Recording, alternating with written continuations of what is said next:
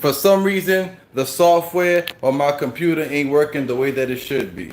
But I don't have time. I don't have time right now to reconfigure it, re-alter it, fix it, fuck with it. I ain't got time for none of that shit right now. So, like, fuck it. I'm gonna go live on my phone. I'm gonna talk my shit on my phone because I gotta make this happen. Uh, I'm not. I gotta continue talking my shit about boxing. This is what I do. This is what I does. I'm not gonna be out here not doing what I started. You know, this is where it all started. This is what we doing. Um, Unfortunately, YouTube is fucking with me with that other shit. It says there's 2 viewers waiting for my show to start. Yeah, it didn't go live when I went live, but it's live now. Let me go fucking verify on YouTube. This shit disgusting. Fucking annoying shit. Whatever though. Here we go. You know what? Let me share this one on fucking YouTube. Share. On Twitter, that is.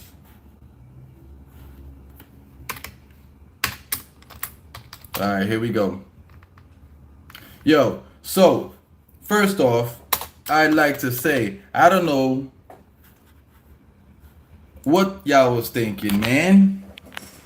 What y'all was thinking when y'all was saying that fucking Brian Castano, aka I only got one style I could fight in, no adjustments, barrage of punches, that you guys thought that he was going to be the guy that yo what's good, JC, how you doing? You guys thought that fucking Castano was gonna be the guy. You thought he was gonna be the oh fuck, I gotta move over here. I don't want to show the picture of my family. There we go. You guys thought Castano was gonna be the guy that was gonna fucking destroy and beat the better Charlo, Jermel Charlo, the fucking guy that actually fights and wants to fight, the guy that has heart, the boxer in the family. You guys thought, yo, what's good, D-Style? Shit, my shit fucking with me, so I'm not using the PC. I just went live on my phone. I can't miss no cat boxing for another week, bro. We gotta make it happen. You know what I'm saying? Gotta keep the momentum going. It is what it is. But look, man, it was crazy to me that it was very crazy to me that people were like convinced that Castano was gonna win. I'm not disrespecting Castano. I think Castano is a great fighter. It's just that because I think Castano is a great one-dimensional fighter that doesn't really have one-punch power to put out Charlo. He got that combination type of power, that TKO type of power. If there's something that we learned about Charlo in his career, is that the man learns from his mistakes. He's focused. He's a dog. He is the lion, not his brother. His brother, whatever, saying he's gonna back out, move to 168, so his brother can move to 160 and dominate at 160. I respect the family thing. I respect the love and all that, but my guy, I have to say, I don't exactly I don't respect that he ain't fighting nobody at 168 before doing and all of that. It is what it is though. But yo, look, Jermel Charlo, big dog, the lion, El Leon, that's the guy. I knew he was gonna win, man. And I knew that he was gonna win by knockout. The knockout came later than I thought it would come.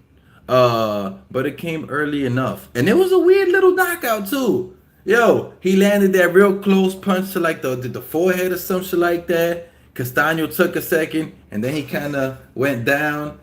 He was definitely hurt. He tried to survive. He you know, he's an ex-champ. He tried to survive. It is what it is. The guy's a great fighter. But look, man, this Jermel Charlo, the guy was not gonna let himself lose. Not like he did in Harrison 1, the first fight versus Harrison. He learns from his mistakes. It was second time fighting Castano. You damn sure he watched the tape, and you damn sure he came ready to do exactly what he did in the first fight. Just do more of it. Because look, I'll tell you, that first fight was definitely a draw, whether you guys want to say it was or not. Besides it being a draw, Charlo was doing every single thing that he had to do in that fight to win. Charlo looked way better, in my opinion. Defensive wise, skill wise, he was landing the cleaner punches. He looked way better for me than Brian Castano did. Because Brian Castano, yes, he was landing punches, but it was kind of sloppy punches. You know, punches in between punches. He would throw like 15 punches. Out of those 15 punches, he'd land like 4, like cleanly land like 4. And I'm not hating. I'm speaking fact. Hello, fight. Glad to see you, Kenny. My guy Sly. You already know. I'm glad to be here, man. I've been doing so much with this music, and now my fucking streaming software on my PC want to be acting up. So this is why I'm on my phone right now. Not with the regular audio, not doing the regular shit that I regularly would do. But here we are. I had to come do it because I didn't want to miss another week. 2 weeks ago, I missed a week. I didn't want to do that again. But yo, Jermel came with the heat, put the man out as I knew he would. And he was still mad after the fight, as he should be. Look, he was receiving too much disrespect. And he told y'all, man. He told y'all, man. You guys believing in Castano way too much. You guys... And he knocked the motherfucker out like I said he would. Yo, my guy Chauncey Pearls was good. Thank you for tuning in and joining in. But, yo, he came forward. He threw a good amount of jabs. He was definitely hurting Castano. It was a good little back and forth little thing for a little bit, but Jermel definitely had the upper hand for most of the fight. If this fight would have gone 12 rounds, Charlo would have gotten the decision. I'll tell you that much. It wouldn't have been like the first fight where it was questionable and there was a draw or Castano could have won. And, you know, it wouldn't have been questionable like that. It would have been a hands-down decision win, in my opinion, for Jermel. And, yo, he got the knockout. He didn't leave it in the hands of the judges. And that's exactly what he should have fucking done. I respect that. Last time, police sirens. You hear the police sirens? Yeah, it's a regular. I told you, it's a regular. But... yeah, man. I'm glad he ain't leave it up to the judges. And he knocked the man out. It wasn't no clear, clean one-punch knockout, but, you know, he knocked the man out. I'm all for it. Let's fucking go. And Castano was clearly hurt. Clearly buzzed, clearly shaking up, you know, tipping over. Well, not tipping over, but, you know, he didn't really have his legs under him. Respect to Castano. What does Castano do from here? I have no idea what Castano does from here. It's hard for me to tell, like, who's he gonna fight? Second time Charlo KOs a man in the rematch. Proves he can make the adjustments. Yeah, look, I knew he could make the adjustments after the first fight. Tony Harrison Charlo 1 and Tony Harrison Charlo 2. After that happened, and he came back the second fight, and he made the necessary adjustments, and he he pushed forward with the gas tank a little more and did what he needed to do to knock out Harrison. He did the same exact shit in the second fight, and I hope that he continues with this aggressive type of volume punch, but precise volume punch throwing. Like, he threw more punches this fight than he did the first fight against Castano, and I think he did a great job at doing that. And the punches definitely seemed to be more powerful. He wasn't scared of it. He wasn't running from it. Nothing negative was really occurring like that. And he didn't get clipped and buzzed. His knees and Charlo definitely owned this fight. This was his fight to win, and he did that. He went back and he made the necessary adjustments, and he won the fight. He needs to not fall back into what he was saying was the showboat famous Charlo. He needs to stay active and lion Charlo. The Charlo knocking motherfuckers out. The Charlo that's looking at the fucking camera like he's gonna fucking bite the cameraman. That's the Charlo that we need. That's the Charlo that's gonna win fights. The Charlo that's trying to showboat and go out there and look pretty and not throw volume punches and not get himself in danger, not go in the fire. That Charlo ain't winning shit. This Charlo, the man who ran in there in the fucking kitchen and took the fucking heat, that's the Charlo that's gonna win these fights. Undisputed. And yo, people asking what's his next move. Yo, his next move, in my opinion, is he's gonna go up to 160. If you pay any attention to the interviews and what the fighters say before and after fights and stuff like that, the one thing that I can tell you that is for certain is, well, not for certain, that I think is for certain that's going to happen is that Jermel is going to go up to 160, and Jamal is gonna go up to 168. Right after the fight, Jamal Charlo was talking about going up to 168 so that he could let his brother rock at 160 and that he'll never fight his brother and all this other stuff. So look, that's what I see happening quickly, immediately, yo. Like after this next fight that Jamal has at 160, he's probably gonna move up to 168 so that Jamal could go to 160. The Bud Crawford Charlo thing, that ain't gonna happen. I more so see like Bud Crawford against what's his name? Nando, what's good, my guy? Thank you for joining in. You already know I sent the original link earlier, but that shit fucking up. Usually my shit going crazy. So I'm streaming from my phone right now. But we making it happen. Thank you for tuning in and supporting. Hope Jermel gets inspired to take more risky fights and take on bigger names. I don't see that happening, Chauncey. I don't see Jermel get inspired to take on bigger fights and bigger names. At this point, it seems that if you heard the Mike Tyson interview, it seems like he just wants to fall back and chill. And if you heard the interview after the Jermel fight, it seems like he just wants to fall back and chill. And like he's going to continue fighting for money and to not get out the sport of boxing. But I don't think he's going to be fighting for greatness like Jermel is fighting. Jermel is fighting for fucking greatness. That's the motherfucking man. That's the Charlo. You know what I'm saying? Yeah, I don't see it is what it is. So yeah, because I more so see Bud Crawford and Castaño. I see that much more as a possible fight than Jermel and Bud Crawford, because I see Jermel going up to 160. It is what it is, believe it or don't. He's gonna go up to 160. He's gonna do his thing at 160. He's gonna do well, and he's not gonna be afraid to fight people. He's not gonna be afraid to get punches. He has this lion. He has this dog in him. It's different. Jermel doesn't have that dog in him. Jermel is like the nice guy big brother. And honestly, Jermel should probably retire because he's just making his twin brother look bad by, you know, having that rub off on his twin brother. At the end of the day, they look exactly alike. Unless you're a heavy boxing fan like we are, then you're not gonna be able to tell the dudes apart. You're not gonna be able to tell who Jermel is or who Jermel is. It is what it is. Yo, what's good, No Paul? How we doing? Make it happen, Captain. Hey, what's up, Kenny, Nando, Chauncey, JC, and say, yeah, what's good, everybody? Thank you all for tuning in. Thanks for the love and support. Here we fucking go. But yeah, man, Jermel and Jermel, they're never gonna fight, and neither is Spence. They're never gonna fight Spence. So what's gonna happen? I told you, these guys are a team. So as Jermel goes up, Jermel's gonna go up, and so is Errol Spence. That's what's gonna happen. It is what it is.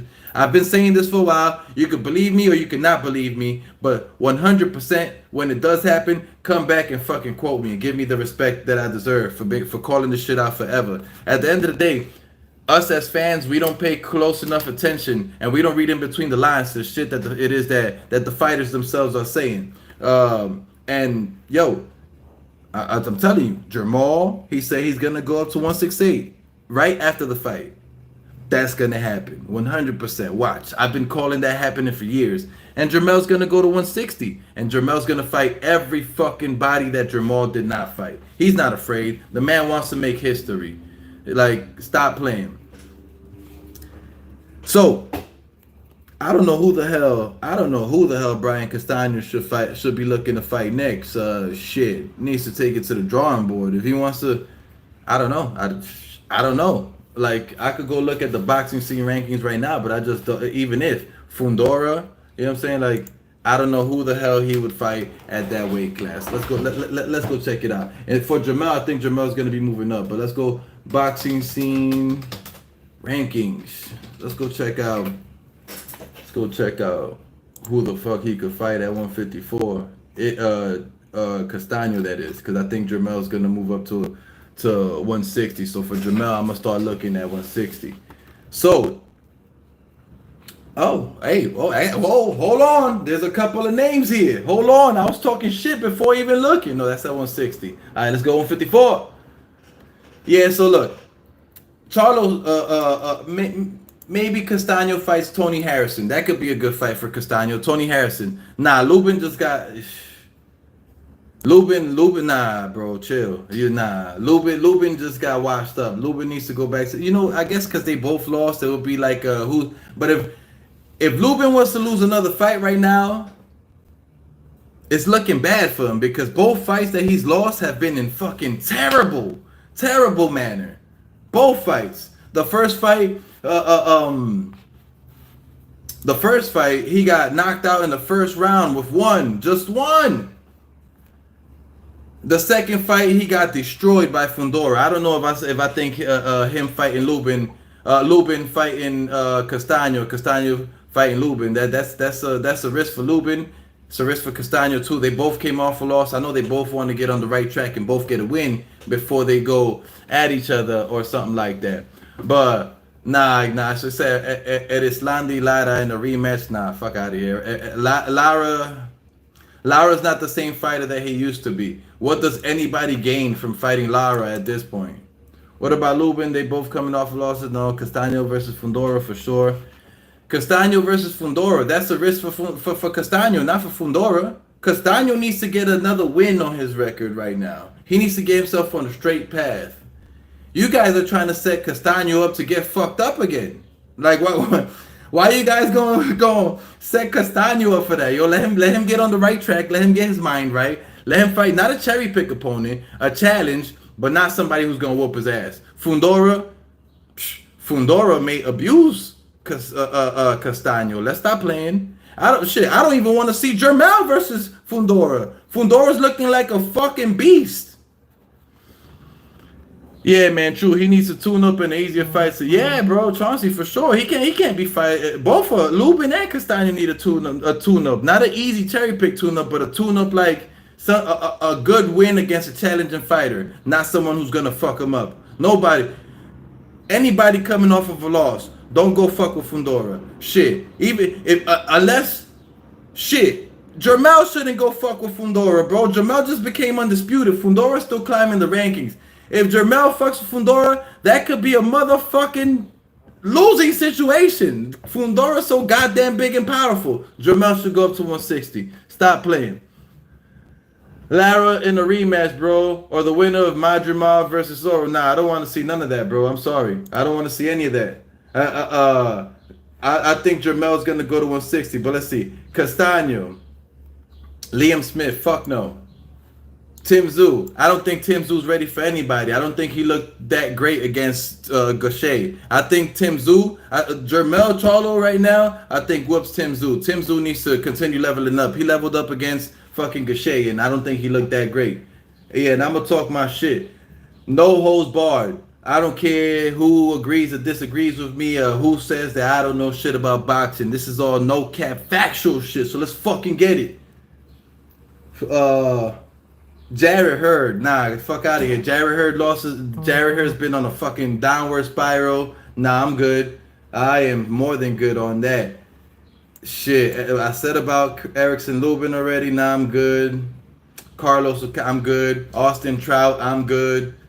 There's no fucking body for Jermell Charlo to fight that he can gain something from at the 154 weight class division. The only place Jermell can gain something from is by going up to 160. And at this point in their career, these guys aren't fighting for money. These guys are fighting for legacy. Once you go fucking undisputed, yeah, you're going to get big money for all your motherfucking fights. You don't need to go looking for money. The money's going to be there for you. He needs to continue chasing greatness and legacy. I'd go to 160 if I was Jermell. I'd stay at 154 if I was Castaño. I'd stay at 154 and Castaño... Maybe have Castaño fight somebody like Liam Smith and get himself a win, get himself on the right path. Smith just beat Vargas, right? And then after that, you can have Castaño versus Tony Harrison or something. The guy who previously beat Jermell Charlo and beat that guy, and then maybe put himself on a path, a projection to get himself a title fight again. You know, but Castaño definitely cannot be going up to 160. He's a much smaller guy.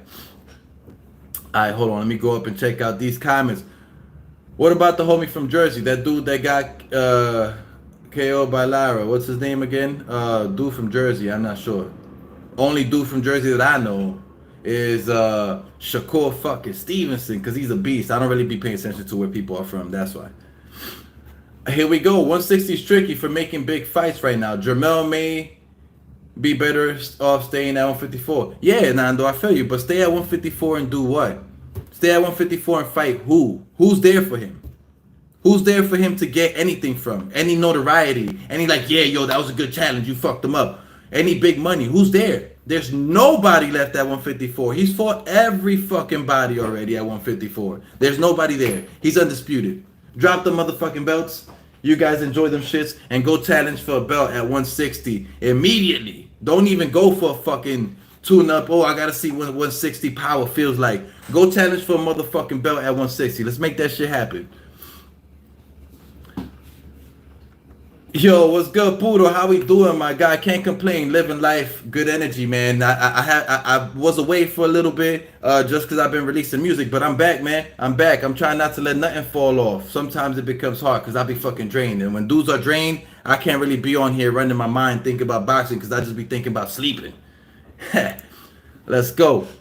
Salute Chicano Prophet, Nando Llamas, and every motherfucking body in here. Ignacio says, bro, you can't have it both ways. There's no in between. You can't have an easy tune-up or a tough fight. I mean, what's the in between? Well, Charlo doesn't need a tune-up. I'm assuming you're talking about Castaño. There is in between. There's a hell of a lot of in between a tune-up and a difficult fight. There's difficult fights that you're most likely gonna win, but it's a difficult fight nonetheless. Like Battle of the Davids this weekend. David Lemieux versus David Benavidez. Whether anybody sees it or not. David Lemieux is a tough fucking opponent for any motherfucking body. That guy can fucking crack. But well, you know what? Hands down, I got all my money on David Benavidez winning this fight. But you know what? Don't fucking count out Lemieux can crack, he can punch, he's not afraid to get hit, he's not afraid to hit. Lemieux is a motherfucking fighter, and he's there to fight. Those are the type of fights that Castaño should be looking at.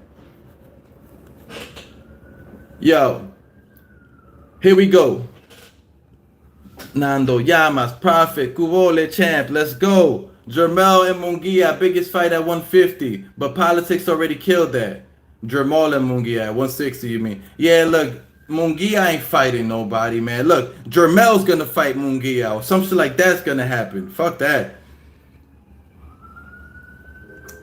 That was for Lubin. My guy Jay Lanks was good. Thank you for tuning in and joining. You think Charlo can make a big payday if he travels to Australia and maybe fights a stadium against Sinzu? That may be an option for the bag. It could be an option for the bag. The thing is that I don't think these guys are chasing the bag, bro. Like see, Jermel in my eyes is starting to move into like the Errol Spence, Bud Crawford space, into the Canelo space. Dudes that are belt chasing, dudes that are trying to become undisputed, dudes that are not necessarily just chasing finances. The finances are gonna come. You become great, the finances are gonna be there. I don't think these guys are chasing finance. And to tell you the truth, I don't see a damn thing for Jermel Charlo and Tim Tszyu.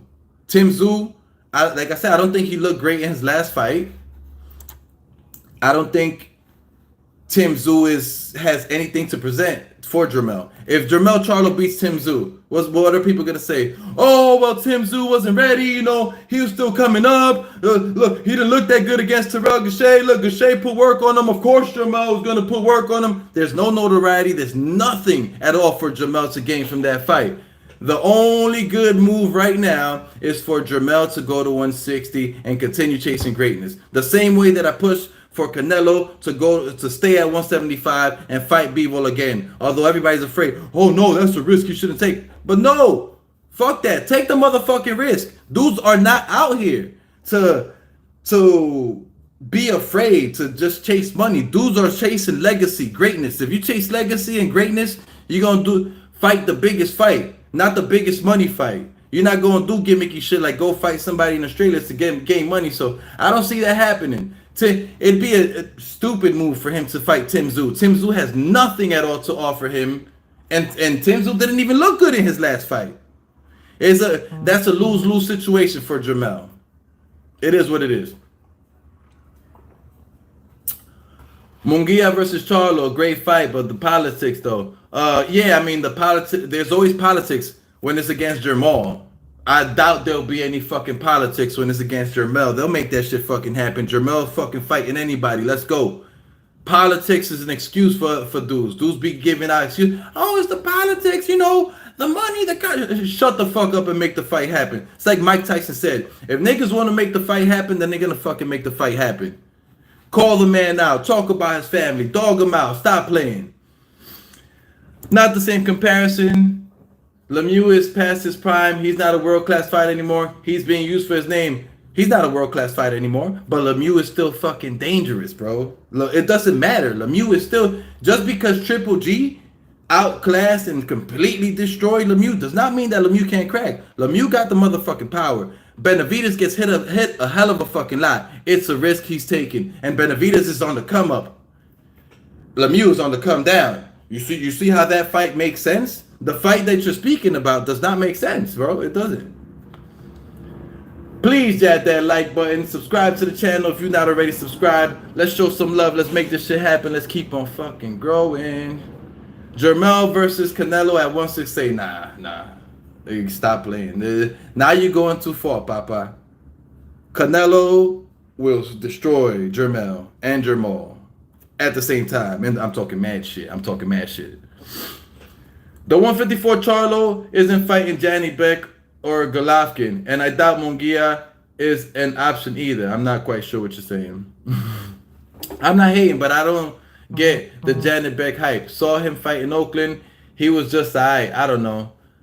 We'll see what he got to. I'll talk my shit about that fight afterwards. I'm not really convinced on it either, but we'll see what happens. It is what it is. I see the fight being a possibility in a year, so fire. Politics. What's good, Kenny? Boxing story, my guy. What's good, man? Benavidez came in the light to shut the haters down. Look, man, I'll tell you this much. That's going to be a great fight this weekend. But Benavidez versus Lemieux. That's going to be a great fucking fight. But before, I don't want to go into that yet. I got a few other things to talk about. There's a few other things to talk about. And here we fucking go. So, Castaño, I think he should fight like a Tony Harrison. Because I think Castaño whoops Harrison. And Harrison is coming off of a great victory. So, I think that's a great fight for Castaño. Tony Harrison. I'd like to see that. Or Castaño versus Zhu.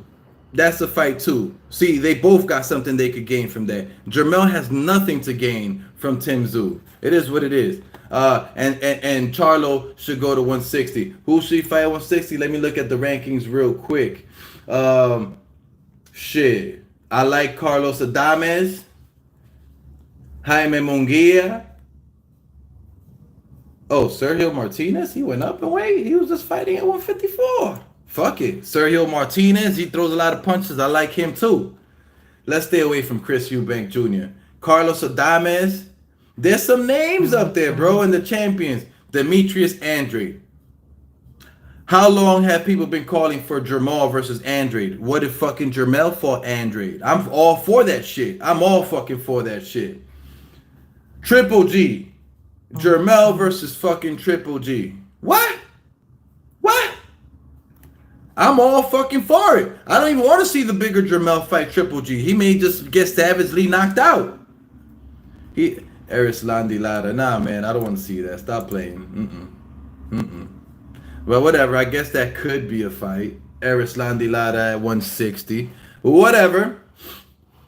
But alright, let's take it to these other topics. Because I got a lot of other shit to talk about. Let me just go to... There we go. And here we go. Alright.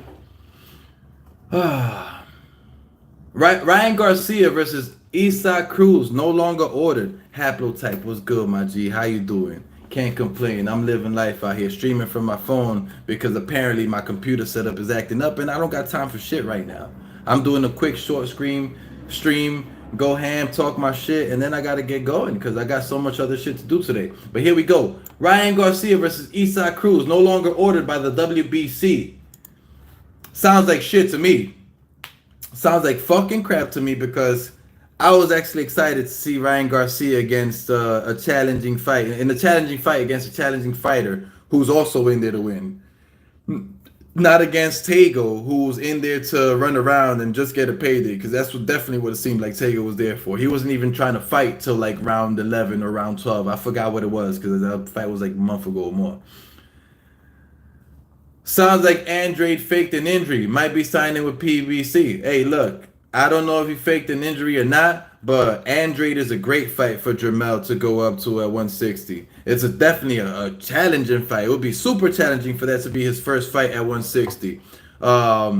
Andrade moves around very well. Very good footwork. Doesn't although he looks super funny with his movements, he doesn't get hit a lot like that. And he does these awkward, stupid looking moves to get some punches in, like throw his head all the way to the side and then come with the punch all the way. Yeah, he be doing some weird, awkward shit. It is what it is.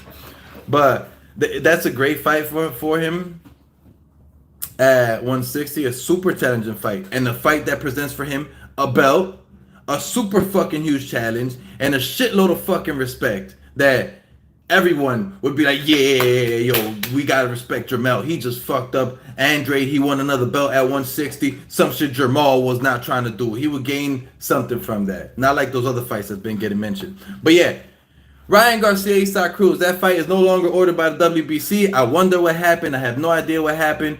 But lucky Ryan. Regardless of whether it got ordered or not, I think that they should work on that contract and make that shit happen. Stop fucking playing like...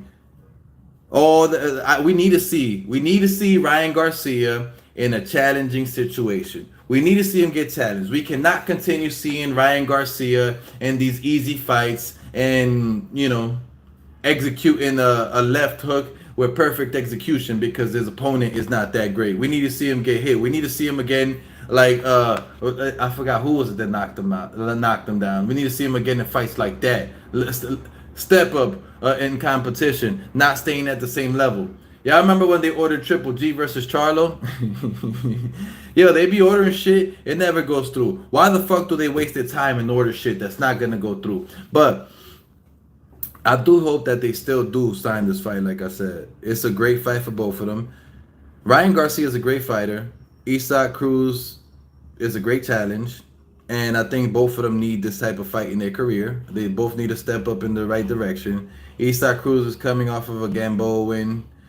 Ryan Garcia is coming off of a Tego win. They could both use each other to boost each other's career, to be in a hell of a fight. And yo, there could even be a motherfucking rematch to that fight. Like it just all sounds good in my head with that fight.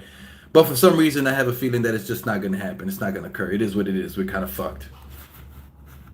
Al Heyman like, here's some money. Make that go away, Mauricio. Bro, you know, you read my mind. It's just that I'm not back there with the contract negotiations. So I'm not, you know, I can't really, like, oh yeah, this is happening. I know for a fact because honestly, I really don't fucking know. I don't know. But all right. It is what it is. If they don't fight each other, I wonder who the hell they'll fight next. Let's hope it's not no fucking more cherry picking shit because I think both of their last fights was kind of a cherry pick. Isaac Cruz versus Gamboa and Ryan Garcia versus Tego. Both of those were cherry picks. We all knew who was winning both of those fights before those fights even happened. Okay. You know what? I was going to talk about that one, but I'll save that for next weekend. Gervonta versus Rolly and all the smack talk that's been going on. But I'm going to save that for next weekend. Because I've been here for 35 minutes. I got maybe a good 10, 15 minutes left, and I got to go to my next situation. But here we go. David Morrell Jr. says he will stop David Benavidez. Worse than the way Bud stopped Jose Benavidez Jr. Let's fucking go. That's the type of shit and trash that I'm fucking here for. That's the trash talk I'm here for. God damn it. Let's fucking go. And you know what? It's fucking believable, too. David Morrell Jr. is a beast. David Morrell Jr. is a beast. And Benavidez is a beast, too. Benavidez gets hit a hell of a fucking lot, though. We're going to see him get hit this weekend. Watch. I guarantee you, Lemieux will land some good punches on him because he just gets hit too much. His defense is not 100% there. It is what it is. Because WBC ain't paying for that shit. If you ain't pitching in, you're not getting in. Promoters and networks run it. It's, bro, money makes the world go round, so let's get more. You know what I'm saying? It is what it is. Garcia versus Fortuna is the rumors. Ooh. That's a good fight. Fortuna did lose against JoJo, but that's a good fight nonetheless. That's a great fight nonetheless. It just kind of doesn't make sense because it seems like he's fighting people's leftovers, right? Because JoJo beat Fortuna, and then Devin Haney beat JoJo, and he's not fighting. He's not fighting JoJo, which is the guy that Devin Haney beat. No, he's fighting the guy that JoJo beat. So he's going like 2 tiers down in level of opposition. Sounds like another cherry picking situation to me, if you ask me. But it is a good fight. It does present a challenge. Fortuna is no slouch. He can punch, although he got completely beat by JoJo. Let's just hope that if Ryan Garcia does take that fight, that it's not a boring fight, because I mean, I don't think it'll be a boring fight, because you saw the way that Garcia was trying to come forward in his last fight. Fortuna also tries to come forward. Fortuna has a lot of power, and so does Garcia. So I think that fight will actually be good and present fireworks. I just don't see what Ryan Garcia has to gain from it, but whatever. PBC 168 ain't ever been trying to fight each other. Feel bad for Morrell, lol. Let's see what happens, man. Morrell, he's up and coming. He's fighting everybody, calling everybody out. I think that he has a great future ahead of him. And yo, I think it's like, I think it's partially like Mike Tyson said, like, yo, any fight is possible. Any fight can be made happen. Just gotta dog it out. Gotta call the people out. Gotta show up to their shit and go ham and continue challenging people and calling them out. And be willing to accept the lower paycheck. And be willing to take the short end of the stick. If you really think you could beat a motherfucker, then go beat a motherfucker. And take the short end of the stick. Take the short end of whatever, the little money, whatever. Go beat him. Become the guy. And then you're going to be getting the big dollars. Then there is going to be no short end of the stick for you. It's going to be short end of the stick for the other guy. And I think David Morrell Jr. is willing to take the lower money and willing to do whatever it is to get himself in situations. So I actually see a positive future for David Morrell Jr. I could see how a PBC could hold him back and it could be a negative situation, but David Morrell Jr., shit, the world is down in his hands of what he can do and where he can go from where he currently is at. And also the heart that he has, the feeling that he has, the way he's willing to push that shit and go hard. You know what I'm saying? So yeah, I'm here for it. Tank / Garcia, the fight both guys need. I agree. I'd love to see that. We'll see what happens after this Rolly fight. If Tank is actually going to leave PBC and Al Heyman, or if he's going to re-sign with them and be the same fool, the same bozo that he was, fighting the same cherry picks from before. We'll see what happens.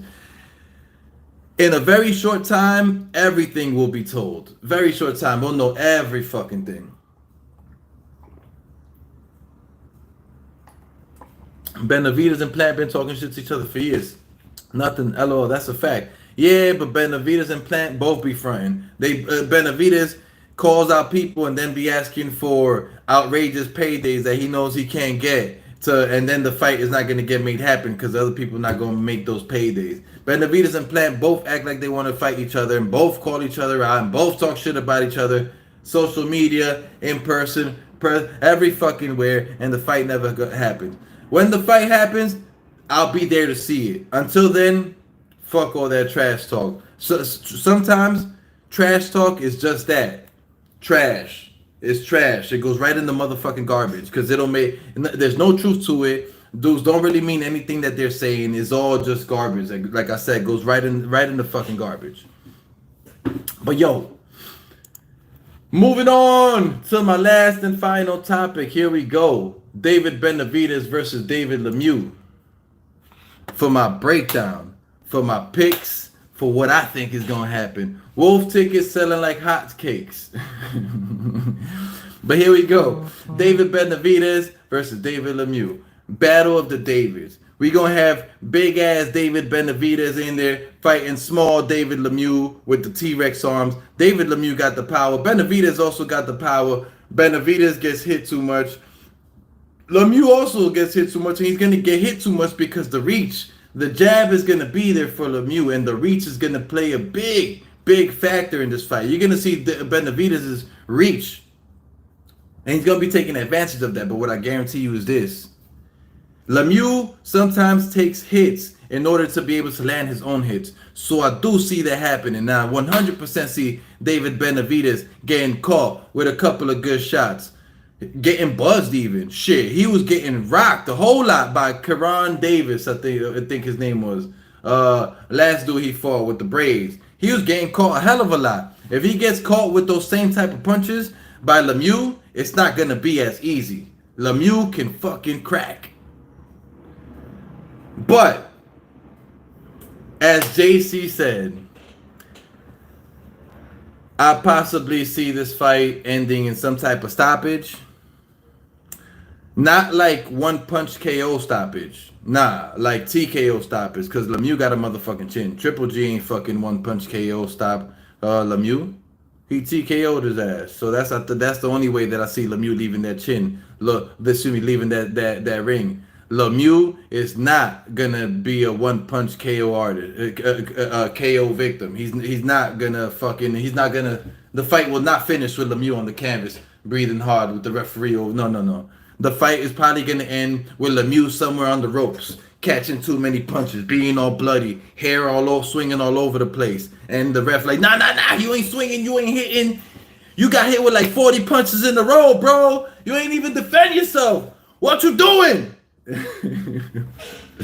That's what I see happening in this fight.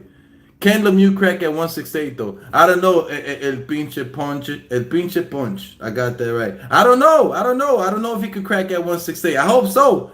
I think he will though. It's only an 8-pound difference, you know. Like, yo, he was obliterating dudes in other weight classes. So I don't know. I think he'll be able to crack at 168. But David Lemieux does have a chin. He does have a good chin. But some punches are going to land on that chin, and we're going to see how good of a chin that is. Because I'll tell you this much. I think Lemieux can definitely crack more than, what's-his-face? Davis. Kiran, I don't remember how you say it. Davis, the last fight guy that David Lemieux fought. So we're going to see. Shit. Lemieux may actually be the hardest puncher that David Benavidez has ever fought. And that's a fact. If I'm wrong, you tell me. Boasley says Richards, the best fight this weekend, I think. I'll be watching it as well. Didn't call my name as much, specifically because, bro, I saw Lemieux in person. I saw Lemieux knock out, I forgot who his name was in person. It was a brutal fucking knockout. But whatever. Saw that at the Turning Stone Casino with Maestro. And bro, it was so amazing that I was like, yo, I gotta see this guy fight again. So it excites me. His abilities, what he can do, it's really good. The guy can really punch with a lot of power. I think it will translate to 168, but we gotta wait and see. But David Benavidez is definitely hands down gonna win this fight, probably by TKO. And if a TKO doesn't happen, it's gonna be a lopsided 12-round unanimous decision win for David Benavidez. That's how I got it going. Let me know if you're thinking any different. I don't see it going any different than that whatsoever. David Benavidez can eat shots. Terrell Davis, I agree, my guy. David Benavidez eats more shots than the motherfucker.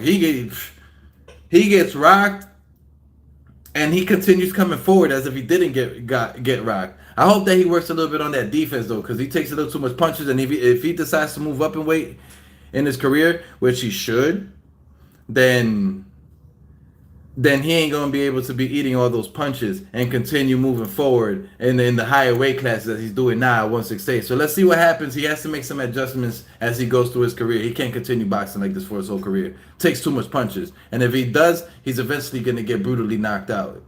There's always going to be one bigger guy with more power that's going to catch the guy at the right angle and put the man down. Me too. I wish that Vlasov fight hadn't been canceled. That would have been nice. Vlasov is skilled. That would have been nice. It is what it is, though. I'm excited for the fights this weekend. Don't get me wrong. It's a great weekend for boxing. I'm excited to see what happens. Yeah, I can't complain. I'm good, yo. All weekends are great. All weekends are great for me in boxing moving forward. I look forward to next weekend, too. Tank versus Riley. I want to see what's going to happen there. Riley looks fucking ready. Riley looks ready in the half. But I'm not, like I said, I'm not going to get too much into that because I got to get up out of here now. Shit, it's 4 o'clock. I was supposed to get out of here at 3:30, 3:40. You know what I'm saying? It's 4 o'clock. I got a little excited. I haven't been here with you guys. So I'm a little excited to be back and talk to Smack and have it going. But I'm still fucking busy as shit. Releasing music is no joke. That shit is no game. That shit is for real. If you guys haven't already done so, please do me a favor, support me and my music. Go listen to my music, share with some people. Let me know your thoughts. comment on my shit, follow the page, and subscribe. I show love too back, man. Show love all the way around. Check out my music. It's called, my name is K.O. Kenny. My EP is called All on the Table, and I got some dope ass tracks in the multiple genres for you. Go check that out. K.O. Kenny, All on the Table on all streaming platforms. Also, go check out my Maestro A Boxing. Go check out D-Style Boxing, Chicano Prophet, and the whole team of dudes and the females. In the Ring, Christine, Knockouts with Nika, Boxing Republic, Nancy. Everybody who's putting in work on this YouTube boxing shit, because, yo, this shit ain't easy. It's fun, it's entertaining, but this shit ain't easy, and it does take work, and it does take a lot of heart to come on this camera and talk your shit. So show me some love, and show everybody else some love. Let's spread love, not hate. You guys all have a great day. Mad love. Thank you for tuning in. Peace out. It's your boy K.O. Kenny. Let's get it.